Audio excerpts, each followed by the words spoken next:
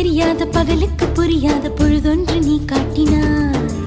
இதயத்தில் நீ இருப்பதனால் நான் தூங்கும் நேரத்தில் என்னுள்ளே தூங்காமல் நெஞ்சுக்குள் வாயாடினாய். கண்ணாடி நீ கடிகாரம் நான் உன்னுள்ளே ஓடோடி வாழ்வே. காதல் எனும் கடுதாசி நீ என்றென்றும் அன்புடன் நான்